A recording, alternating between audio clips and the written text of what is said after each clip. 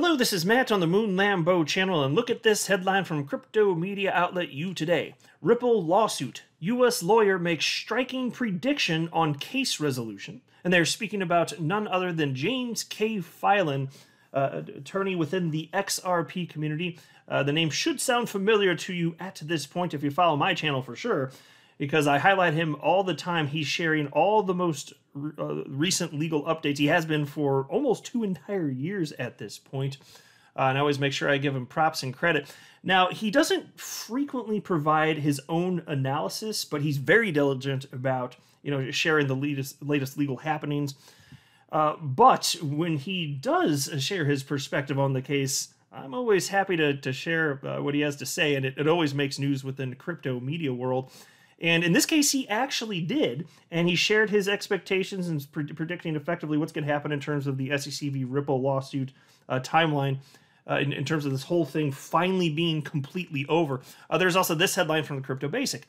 Here are corrected scheduling updates for summary judgment of Ripple v. SEC lawsuit. And I want to share with you a bit of this from the Wall Street Journal. Crypto firms, executives step up campaign donations and lobbying ahead of midterms. And so, look, I've been saying for the longest damn time, probably since the beginning part of, I guess 2020, when it was after the lawsuits, when I really started, honing in on this, is that lobbying is of crucial importance. And Ripple, for, I can't remember which year, maybe in 2020 or 2019, I can't remember, they were the largest participant in the world of crypto in terms of contributing money to the efforts of lobbying. And whether you like it or don't, and I understand many of you know that's fine, this is how the world works here in the United States. You need to be able to get people in Congress on your side. You need to have lobbyists convince members of Congress that what is in your best interest is in the best interest of the people in general. And so putting forth money to reach that end, it's how the game is played. And Congress is in control of who has what power specifically as it pertains to crypto. So it's of the utmost importance, especially as Kim Jong-Ginsler is just wreaking havoc in the space and ruining people's lives effectively. But before going further, I do want to be clear, I do not have a legal or financial background of any kind. I am not offering legal or financial advice, and you definitely should not buy or sell anything because of anything I say or write. I'm just an enthusiast who enjoys making YouTube videos about crypto-related topics, but just as a hobby and just for fun. All right, so into this piece, I'm going to use this one from the Crypto Basic. James K. Filan highlights final ruling date in Ripple v. SEC lawsuit. The SEC v. Ripple lawsuit has lingered for more than a year, with many wondering whether an end is in sight. Several legal analysts have predicted possible dates on when the outcome will be given. However, most legal experts sharing updates about the lawsuit believe Judge Annalisa Torres will decide the case on or before March 31st, 2023. Now, I'll pause to note, Ripple CEO Brad Garlinghouse, and mind you, he's got good advice from his attorneys, let's say. Brad Garlinghouse stated that it's possible this case could go until June of next year. I kid you not. So it doesn't mean that that's what's going to happen, but Brad Garlinghouse has been informed by his attorneys that that's completely realistic. June of next year. My freaking God, that better not happen. Anyway, piece continues. James K. Filan, a former U.S. prosecutor, is among the legal experts who shared the same opinion. According to Filan, Judge Torres will decide both the experts and summary judgment motions simultaneously on or before the end of March next year. And here is the actual quote. Here, I'll just pull up the actual tweet that they're referencing in the article. Reads as follows. I am sticking to my prediction that District Judge Torres will decide both the expert motions and the summary judgment motions at the same time, on or before March 31st, 2023. So that would be better than June. I'll take that. And also excitingly, and I mentioned this in another recent video, there's a possibility that we could actually get clarity for XRP specifically before this whole case is settled. And I didn't really realize that until I found that out thanks to attorney Jeremy Hogan sharing his wisdom.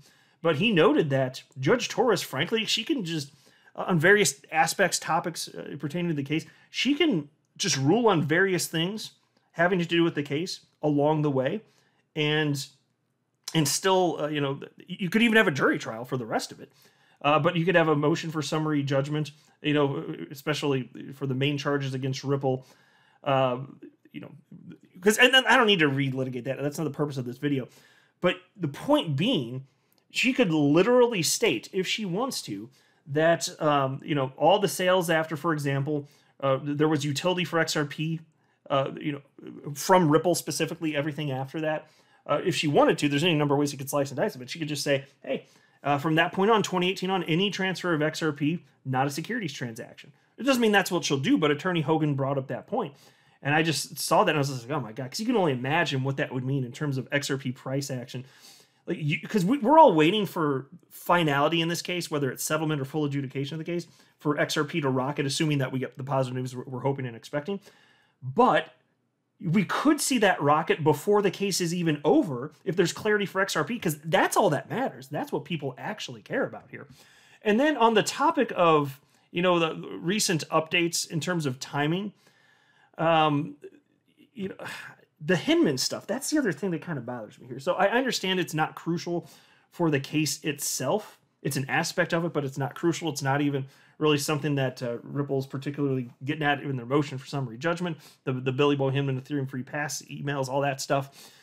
But are we ever going to see them? Well, there's a XRP community member named Mark who wrote to Attorney Hogan and said, Jeremy, what is the story about the emails all being fully disclosed in January? Surely it settles before they let everyone see them? ? And Jeremy Hogan said, yes. If there's no settlement before then, those emails get released. And so we'll note here, Attorney Filan, and I'm not going to read all of this, but he shared his updated timeline for the SEC v. Ripple case. And he noted that the last date on here, anyways, January 9th, 2023. And so that's the date. If there's no settlement by then, we're supposed to get the Bill Hinman Ethereum Free Pass emails, which Brad Garlinghouse has stated will shock us. So we're going to get them unless, if there is settlement, and I'd still love to have settlement, unfortunately, this is pointed out by an attorney within the XRP community, Attorney Bill.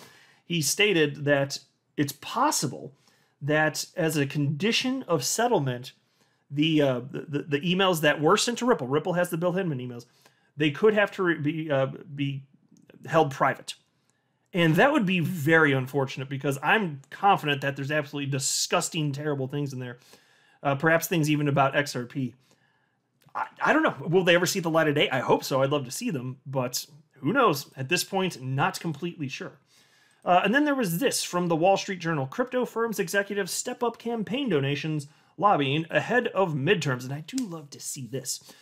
The cryptocurrency industry has significantly increased its political spending ahead of the midterm elections, betting that a friendlier Congress will help shield it from regulatory crackdown. Crypto firms and their employees have poured $73 million into the 2022 elections, up from $13 million in the 2020 cycle, according to research group Open Secrets, which tracks political donations. That is a massive jump. It's just going to get bigger and bigger and bigger. Don't be surprised when it's in the hundreds of millions in the future, or perhaps it'll exceed that at some point. I wouldn't be surprised in the least. And then at some point, it may go back down to some degree, assuming we get the regulatory clarity we need. There'll always be, regulatory concerns to some degree.